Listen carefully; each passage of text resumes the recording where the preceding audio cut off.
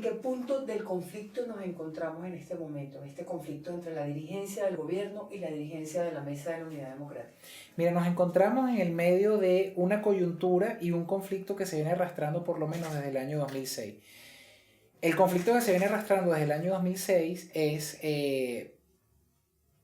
un choque entre un modelo político, que es el modelo de la democracia liberal y participativa que está en la Constitución del año 99, y el modelo del Estado comunal, basado en la idea del socialismo del siglo XXI, que empezó a ser promovido desde esa fecha, con lo cual tenemos dos modelos que están coexistiendo de manera conflictiva.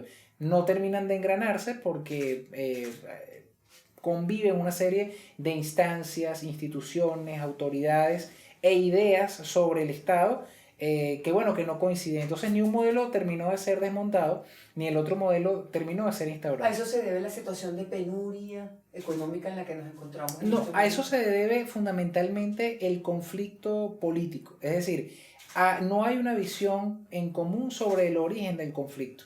Mientras que la oposición tiene una teoría, el gobierno nacional tiene otra teoría, ¿no? Pero al mismo tiempo tenemos una coyuntura actual caracterizada por dos factores fundamentales. El primero es la pérdida de popularidad del gobierno nacional desde el año 2013 hasta el día de hoy, y el incremento del apoyo del voto popular hacia la oposición, lo cual obviamente cambia pues todo el escenario y el ajedrez político. Pero en segundo lugar tenemos una crisis económica y social que se ha agravado por la coincidencia de varios factores.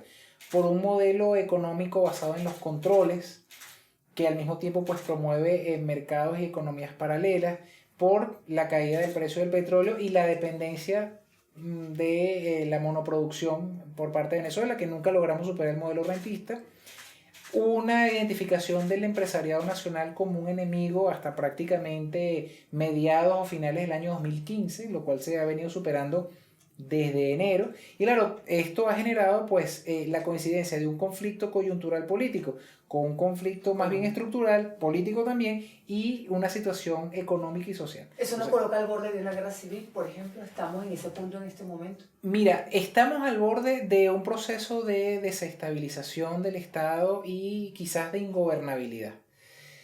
No sé si estamos al borde de una guerra civil, no sé si estamos al borde de la continuación de un choque de poderes como lo estamos viendo en este momento, o también pudiésemos estar pues al borde del surgimiento de un tercer actor que pudiese capitalizar ese descontento, ¿no? Puede ser un tercer actor que capitalice todas estas expectativas de la población sobre la situación económica, política y social, o todas ellas, por vías democráticas, o incluso, el cual sería el peor escenario, sería la capitalización de este descontento a través de una figura de mando o una figura autoritaria, que sería un escenario muy grave y un retroceso para Venezuela a tiempos pues ya remotos. Están las élites políticas, tanto las del gobierno, el Partido Socialista Unido de Venezuela, como la Mesa de la Unidad Democrática, conectadas con lo que la gente siente en la calle, sufre en la calle.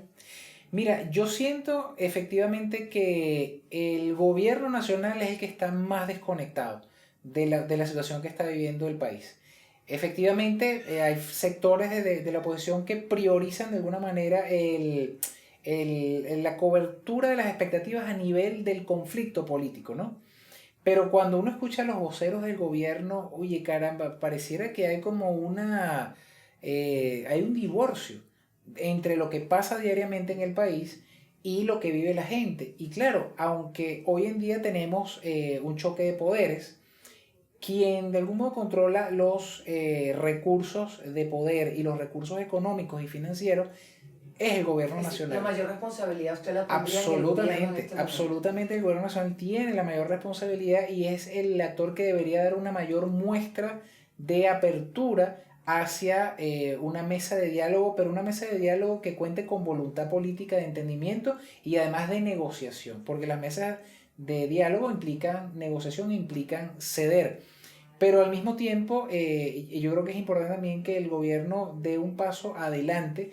Una muy buena señal sería, por ejemplo, la generación de un gobierno de unidad nacional. ¿Cómo sería ese gobierno de unidad nacional? Mira, hay dos escenarios. Yo creo que si, por ejemplo, el referéndum se hace este año, y, por ejemplo, hay un cambio en Miraflores y llega la oposición al poder, lo ideal sería que la oposición gobernara e incorporara en el gabinete a factores del chavismo. Si se mantiene el presidente Maduro. Y si se mantiene el presidente Maduro, debería ser lo mismo, es decir, debería haber una incorporación de factores también de la oposición al gabinete, porque de esa manera se lograría ir progresivamente concertando una política económica, social y un modelo de país, una construcción de un modelo de país en conjunto. Claro, esto requiere voluntad política, requiere convencimiento, requiere altura de miras, requiere muchas veces un costo político que para los actores en disputa es alto a nivel de votos en las elecciones.